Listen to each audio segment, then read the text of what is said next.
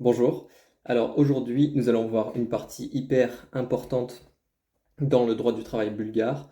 Il s'agit du licenciement.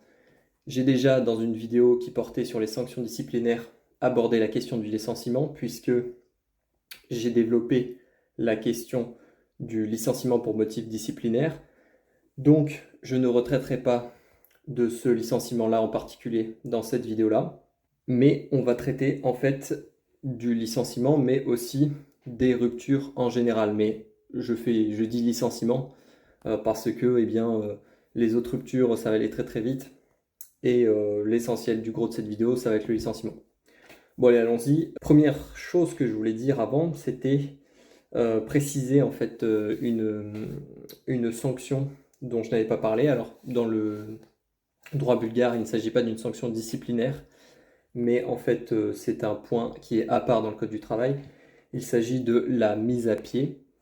Donc la mise à pied, en fait, c'est quoi? C'est tout simplement le fait de l'employeur qui décide de vous, euh, de ne pas vous laisser travailler à un certain moment donné.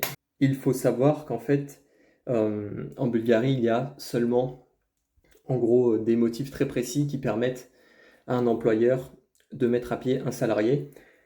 Ces motifs-là, c'est quoi? C'est en fait un état du salarié l'empêchant d'accomplir ses tâches.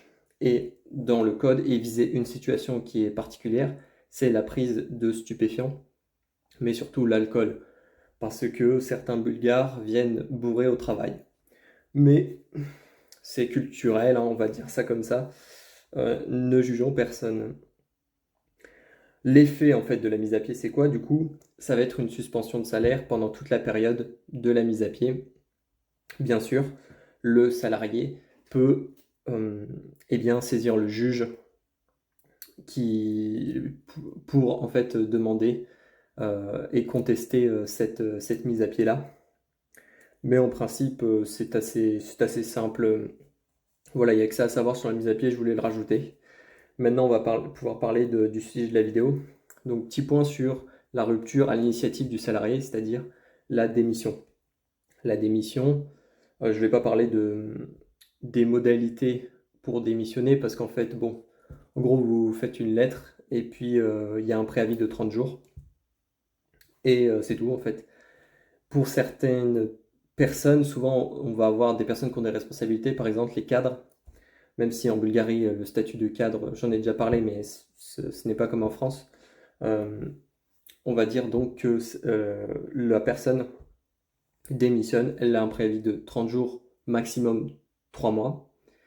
Et puis, à la réception de la lettre, le délai commence et à la fin de cette période-là, le salarié quitte son poste.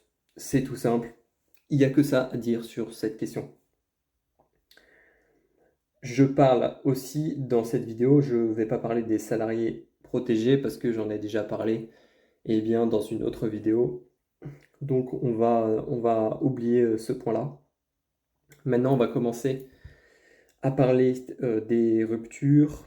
Enfin, on a déjà commencé, mais on va continuer en parlant des ruptures pour lesquelles il n'y a pas de préavis requis. Donc c'est un peu une situation exceptionnelle où l'employeur ou le salarié va pouvoir mettre un terme à la relation de travail sans donner de préavis.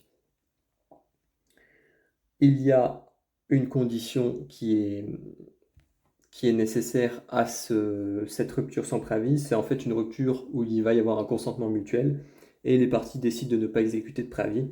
C'est tout à fait possible. Donc il peut ne pas y avoir de préavis si les deux personnes sont d'accord. On peut mettre un terme à la relation de travail immédiatement. Mais toutefois, il ne faut pas confondre ce départ en fait où les deux personnes sont d'accord pour mettre un terme à la relation, il ne faut pas le confondre avec en fait un départ spécial en Bulgarie, un mode de rupture spécial en Bulgarie qui est en fait une forme de rupture conventionnelle, si on parle en termes français, où l'employeur, en général c'est l'employeur, il va dire au salarié, je te propose non pas de te licencier parce que tu n'as commis aucune faute, mais voilà, j'ai envie que tu partes, mais j'ai pas de motif pour te faire partir. Donc ce que je fais, c'est que je te propose 4 mois de salaire Ce 4 mois est en fait d'ordre public. Je te propose 4 mois de salaire ou plus, 4 mois de salaire brut, hein, donc ça fait beaucoup. Tu as 7 jours pour réfléchir à mon offre et au-delà de 7 jours, si tu as accepté, eh bien, tu quittes l'entreprise, je te verse 4 mois de salaire et on en reste là ensemble. Donc voilà, ça c'est important à savoir. Ensuite, on va avoir des cas où le préavis est optionnel. En fait, si par exemple l'employé ne peut pas remplir ses obligations de travail, ça c'est assez classique, il peut y avoir plein de raisons à ça. Si en fait l'employé est malade et que la réalisation du travail de celui-ci ne serait pas raisonnable pour des raisons de santé, eh bien, il peut y avoir une rupture pour ce motif. Mais attention, il ne faut pas que le licenciement, je veux dire que la rupture soit discriminatoire. Cela veut dire que si la personne, eh bien, voit son contrat de travail, le salarié voit son contrat de travail rompu pour le seul motif de son état de santé, dans ce cas-là, eh bien, on aura une rupture qui serait illicite. Et d'ailleurs, le Code du travail dispose qu'on ne peut pas licencier pour ce seul motif-là. Donc il faut faire attention en principe. Si le salarié donc a un problème de santé, ce qui se passe, c'est que l'entreprise, l'employeur a obligation de, si cela est possible, de transférer l'employé à en fait un poste dont les tâches sont réalisables par lui en fonction de son état de santé, même si celui-ci eh bien, est médiocre. Voilà. Si jamais en fait il y a un poste qui est donc occupé par une personne, un salarié qui ne doit pas forcément occuper ce poste en temps normal, et qu'en fait, c'est-à-dire que c'est un poste qui a été conçu spécifiquement pour une femme enceinte par exemple, et que cette femme enceinte se présente pour ce poste et que vous étiez en fait en remplacement, on peut dire ça comme ça, et bien dans ce cas-là, vous devrez partir et le contrat de travail sera rompu. En Bulgarie, on va un peu parler du CDD rapidement. Il existe deux manières pour l'employé de réaliser le contrat de travail, par un préavis adéquat ou un préavis extraordinaire. La durée du préavis varie si c'est un CDI ou si c'est un CDD. Bon, ben, en cas de CDI, j'ai dit c'est 30 jours, et ça c'est, en général, c'est tout le temps comme ça, ou ça peut aller jusqu'à 3 mois, mais ça c'est vraiment contractuel. En tout cas, par contre, donc là c'est très important, en France, les CDD ne peuvent pas être rompus avant leur terme, que ce soit à l'initiative du salarié ou à l'initiative de l'employeur, puisque cela, on doit aller au bout du CDD. On doit terminer eh bien, le CDD, à moins qu'il y ait un consentement mutuel des deux parties qui décident de terminer la relation de travail ou que, par exemple, le salarié en CDD a trouvé un CDI, des choses comme ça. Mais en Bulgarie, c'est différent. Les CDD, un employeur, eh bien, eh bien, un salarié peut mettre un terme à la relation de CDD avec un préavis de minimum 3 mois. Donc ça, c'est important de le savoir. On peut rompre avant terme en Bulgarie pour les contrats à durée déterminée. En sachant que cette durée-là, donc de 3 mois, elle ne peut pas être plus grande que la durée restante du contrat. Bon, ce qui est assez logique en fait. Sinon, ce serait compliqué. Ensuite, il y a un cas où en fait le salarié peut rompre le contrat de travail eh bien, sans préavis et l'employeur va devoir une indemnité au salarié. Je ferai une vidéo spéciale qui sera la dernière pour la série droit du travail qui traitera de toutes les indemnités en droit du travail en Bulgarie. Donc là, je ne développe pas les indemnités dans cette vidéo, on fera dans l'autre. Mais enfin bon, du coup, il y a plusieurs cas où, comme je disais, le salarié peut rompre sans préavis.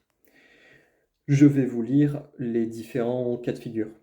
Le travailleur est incapable d'exécuter le travail qui lui est assigné en raison d'une maladie et l'employeur ne lui fournit pas un autre travail approprié conforme à la prescription des autorités sanitaires. Je vous avais déjà dit un peu ça. L'employeur retarde le paiement de la rémunération ou d'un avantage prévu par le code ou l'assurance sociale. Bon, ça je l'avais déjà dit dans une autre vidéo. Évidemment, vous devez être payé chaque mois de façon régulière et si l'employeur vous paye avec du retard, vous pouvez rompre sans préavis et en fait l'employeur va devoir vous payer la durée de préavis en fait.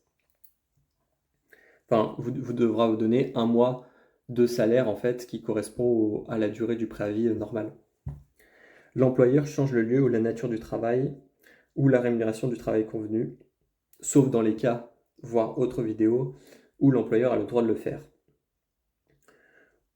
L'employeur ne remplit pas d'autres obligations convenues par le contrat de travail ou par la convention collective ou établie par un acte législatif. Donc là, bien l'employeur contrevient à ses obligations contractuelles.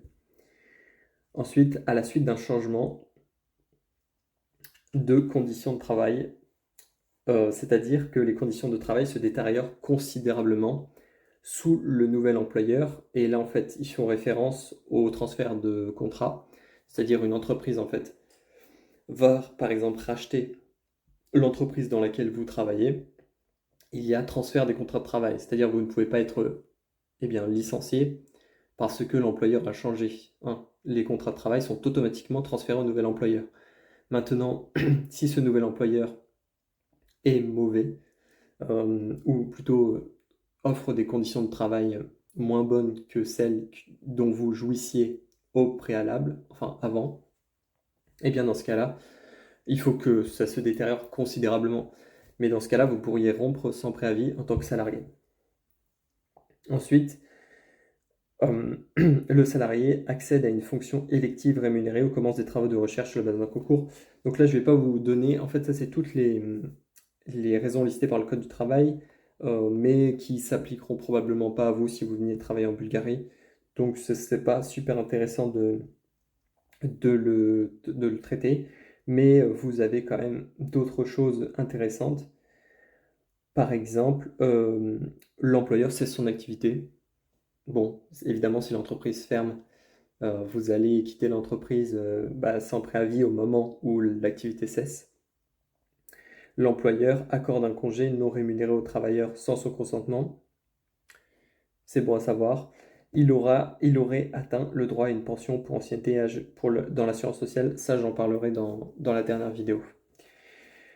Maintenant, les cas où l'employeur peut licencier sans préavis. Donc là, on passe de l'autre côté. Il va y avoir certains cas de figure qui lui permettent de faire cela. Arrestation de l'employé dans le but de l'exécution d'une condamnation pénale. Donc ça, vous êtes condamné, évidemment, l'employeur il va pouvoir licencier sans préavis. Lorsque l'employé se voit refuser le droit d'exercer certaines professions par un tribunal, bon en l'occurrence, si la profession que vous exercez, vous n'avez plus le droit de l'exercer, de plein droit, vous ne pourrez plus travailler dans l'entreprise. C'est logique. Retrait du diplôme, retrait du travailleur du registre professionnel approprié. Donc ça, c'est pour tous ceux qui vont être dans des ordres, je pense. Par exemple, les médecins, pharmaciens, avocats, etc. Et ensuite, on va avoir l'employé est licencié pour des motifs disciplinaires, puisque, en Bulgarie, il n'y a pas la notion de faute simple, de faute légère, de faute lourde et de faute grave. C'est-à-dire qu'en France, on a une hiérarchie des fautes. Un employé ne peut être licencié qu'à partir de la faute simple, c'est-à-dire la faute réelle et sérieuse, ou à partir de la faute pour faute grave ou faute lourde. Mais en Bulgarie, on ne fait pas vraiment de distinction, c'est-à-dire qu'on opère un contrôle de proportionnalité. Il faut que si l'employeur licencie pour motif disciplinaire, la faute qui a été commise par l'employé soit suffisamment grave, en fait, pour que celle-ci justifie le licenciement. Mais du coup, c'est une faute qui rend impossible la continuité de la relation de travail, le maintien de cette relation-là. Mais on ne parle pas d'une faute grave ou d'une faute légère ou d'une faute simple. Il faut le savoir. C'est important. En l'occurrence, du coup, pas de préavis qui est due par l'employeur en cas de licenciement pour motif disciplinaire dans le cadre que j'ai expliqué. Ensuite, licenciement motif économique. Donc il peut y avoir différents cadres, différents cas de figure pour lesquels l'employeur peut licencier pour motif économique. C'est l'article 328. Donc, qu'est-ce qu'il y a? Fermeture de l'entreprise. Évidemment, c'est un cas de figure où, si vous voulez, là, cela n'est pas un licenciement pour motif économique, mais en fait, l'employeur peut résilier le contrat de travail puisqu'il sera obligé de le faire. Ensuite, réduction du personnel. Donc ça, c'est si l'entreprise va mal économiquement, il doit y avoir en fait des licenciements pour ce motif-là. Diminution du volume de travail, ça j'en ai déjà parlé, mais c'est lorsque les moyens de production ne permettent pas de travailler le temps normal de travail. Donc normalement, on a soit un passage à temps partiel des employés en Bulgarie, soit on va devoir arriver au licenciement. L'arrêt de travail d'une durée de plus de 15 jours ouvrables, ça j'ai déjà traité. L'absence de caractéristiques essentielles de l'employé pour l'accomplissement efficace des obligations d'emploi. L'absence de formation nécessaire ou de qualification professionnelle. Bon, ben là c'est, si vous voulez, vous ne pouvez pas accomplir votre travail correctement. Donc l'employeur peut vous licencier. J'ai dit licenciement pour motif économique. Là, il y a d'autres motifs en fait. Mais j'utilise des termes parfois français pour qu'on s'y retrouve. Le refus de l'employé de suivre l'entreprise lors de son transfert, évidemment. Transfert du contrat de travail entre deux entreprises, lors d'un rachat par exemple d'entreprise, transfert de société, rachat de société. Vous êtes obligé en tant que salarié d'accepter le nouvel employeur. Si vous ne le faites pas, vous pouvez être licencié.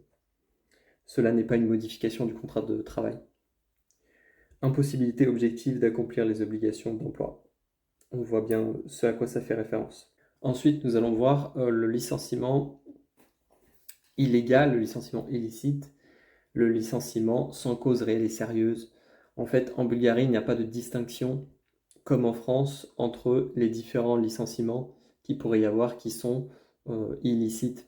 C'est-à-dire qu'en France, on va qualifier différemment un licenciement sans cause réelle et sérieuse, sans motif valable en fait, un licenciement illicite, souvent discriminatoire par exemple, d'un licenciement irrégulier, c'est-à-dire où on n'aura pas respecté les préavis par exemple, ou d'un licenciement, 3 petits points, il y en a plein. En Bulgarie,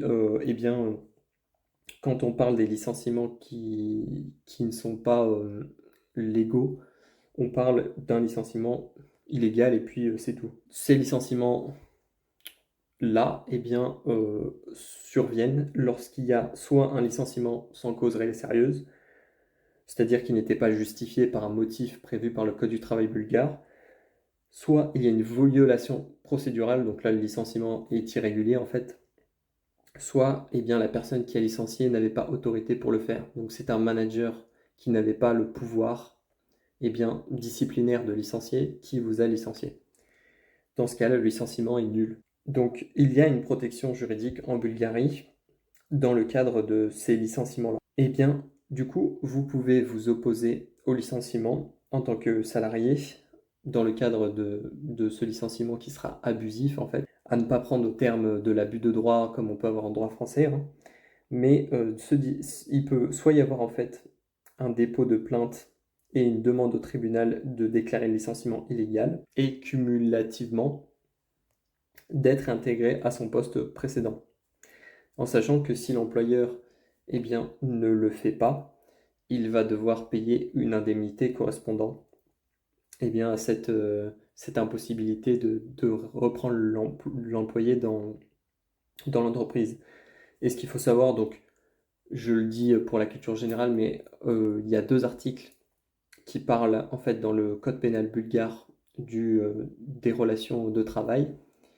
C'est l'article 172 en fait, Et vous avez en fait, en gros, s'il y a discrimination, eh bien à l'embauche ou discrimination, licenciement discriminatoire, l'employeur peut risquer 3 ans de prison et une amende jusqu'à 5000 leva. Et vous avez aussi dans le cadre de la fonction publique, eh bien, certaines choses, mais ça nous intéresse pas, ça nous intéresse pas ici.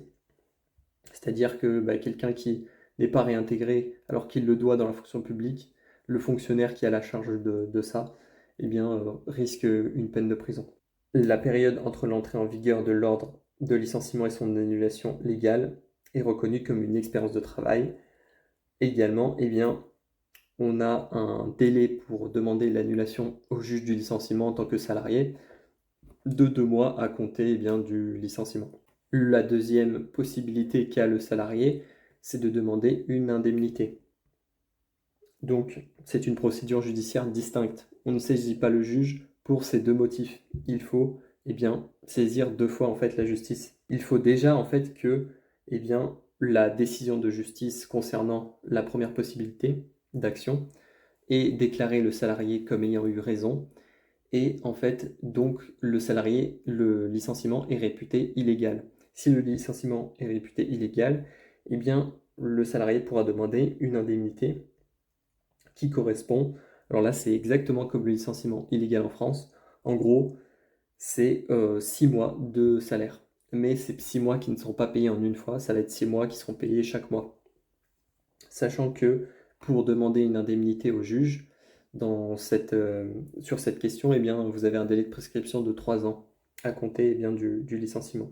Ensuite, nous allons parler du licenciement qu'on appelle en France le grand licenciement, sachant qu'en Bulgarie, on appelle ça le licenciement collectif entre guillemets, car même dans le code du travail, on met le collectif entre guillemets, puisque ce n'est pas un terme qui est juridiquement valable, on va dire ça comme ça. Mais en tout cas, ici on va parler de licenciement collectif, on ne fera pas une erreur de langage, puisque dans le code c'est écrit comme ça. Les licenciements collectifs, c'est en fait le licenciement de plusieurs personnes dans l'entreprise. Donc il va y avoir une notion de plusieurs personnes sont virées de l'entreprise dans une période de temps définie, et cela va avoir des conséquences particulières. En fait, c'est quoi? C'est que si une entreprise emploie entre 20 et 100 employés, et que sur une période de 30 jours, vous allez avoir 10 licenciements ou plus, on est sur un licenciement dit du coup collectif. Si on est entre 100 et 300 employés, eh bien il faut qu'il y ait 10% du nombre total d'employés qui soient licenciés sur une période de 30 jours ou plus. Et plus de 300 salariés, donc les très grosses entreprises, ce sera plus de 30 personnes sur 30 jours. Oui, parce que 30, c'est 10%. Donc en fait, c'est la même règle qui s'applique. En sachant que, c'est très important, les employés dont les contrats sont résiliés pour des raisons autres que la décision de l'employeur, telles que consentement mutuel, résiliation unilatérale pendant la période d'essai, les licenciements disciplinaires, eh bien là, ils ne seront pas inclus dans le calcul du nombre total d'employés touchés par le licenciement collectif, puisque les licenciements collectifs ne fonctionnent en fait que dans le cadre d'un licenciement pour motif économique. C'est-à-dire on licencie beaucoup d'un coup parce que l'entreprise va mal et qu'il faut sauvegarder la compétitivité de l'entreprise. C'est-à-dire que si vous avez 50 salariés qui, eh bien, ont commis des fautes graves dans l'entreprise, ceux-ci pourront être licenciés, ça ne comptera pas comme un grand licenciement ou comme un licenciement collectif. C'est important de le savoir. Même si l'inspection du travail pourra avoir des doutes quant au nombre de salariés licenciés si ceux-ci sont très nombreux à être licenciés sur 30 jours. Donc, qu'est-ce qui se passe quand l'employeur envisage en fait les licenciements collectifs? Il faut qu'en fait ils fournissent aux représentants des travailleurs, aux représentants des employés et aux représentants syndicaux plusieurs informations. Les motifs des licenciements protégés, donc, et oui, parce que il y a des salariés protégés dans l'entreprise comme les handicapés ou les femmes enceintes. Eh bien, pas enceintes, je suis plus sûr si les femmes enceintes sont protégées. en tout cas les femmes qui ont un enfant de moins de 3 ans. Le nombre d'employés concernés et les principales activités économiques ou professions. Ensuite, le nombre total d'employés dans l'entreprise et la répartition des activités économiques et des professions. Les critères spécifiques pour la sélection des employés à licencier. Donc en fait là on va avoir une discussion entre l'employeur et les représentants syndicaux pour en fait trouver des accords, négocier et que les choses se passent au mieux pour préserver l'entreprise mais aussi pour préserver les postes. Le but en fait de la négociation, c'est d'arriver à des conciliations pour que tout le monde ressorte gagnant de cette affaire. Ensuite, il va falloir que l'employeur il fournisse aux organisations des employés, etc., la période pendant laquelle les licenciements seront effectués et les détails sur les procédures et les indemnités qu'il a prévues. Donc ça, tout ça, ce sera négocié en fait. L'employeur, il va du coup commencer les consultations avec les représentants syndicaux. Ce qu'il faut savoir, c'est que l'employeur, il doit commencer ces négociations et cette phase consultative au moins 40 jours avant la date prévue du premier licenciement pour ce motif-là économique et non pas pour un licenciement autre que pour ce motif. Il faut trouver en principe un accord parce que le but de cet accord, ça va être d'éviter les licenciements. Sachant que si l'employeur ne respecte pas les procédures, il risque d'être sanctionné. Vous avez des amendes allant de jusqu'à 2500 leva jusqu'à 5000 leva. Et vous aurez les responsables exécutifs qui dans l'histoire peuvent risquer jusqu'à 1000 leva par violation d'une procédure. L'employeur, il va aussi également devoir notifier l'agence pour l'emploi, l'inspection du travail, en fait l'État si vous voulez. Je ne rentre pas trop dans le détail, mais il faut que, lorsqu'il y a un grand licenciement, qu'il y ait un contrôle qui soit fait et que cela ne se fasse pas qu'entre les employés et l'employeur. Il faut qu'il y ait un contrôle. Cette notification, à l'agence pour l'emploi, elle doit être effectuée au moins 30 jours avant la date des licenciements. Voilà, la procédure est quand même complexe et il y aurait beaucoup de choses à dire, mais là je l'ai simplifié pour que tout le monde puisse saisir. Mais enfin, ça sert à quoi de savoir ça en tant que salarié en Bulgarie? Ça sert à comprendre si votre entreprise va mal, qu'est-ce qui pourrait se passer et comment vous pourrez en fait gérer ça au mieux et adopter une stratégie. Donc c'était tout pour les licenciements et pour la dernière vidéo, nous allons voir les indemnités qui concernent en fait le droit du travail en Bulgarie. Donc nous allons voir toutes les indemnités qui sont prévues par le Code du travail et par le droit bulgare. Et je n'ai pas fait une vidéo du coup sur les syndicats et sur les organisations qui existent en Bulgarie pour défendre les employés au sein des entreprises, donc les comités socio-économiques et également les représentants du personnel, tout ça. Mais je ne pense pas que ce soit très utile de développer là-dessus. C'est plus de la culture générale. En tout cas, peut-être qu'un jour je rajouterai cette vidéo au programme, mais ce n'est pas prévu pour l'instant. Donc merci d'avoir écouté. N'hésitez pas à aimer et à vous abonner. Nous nous retrouverons bientôt pour la suite.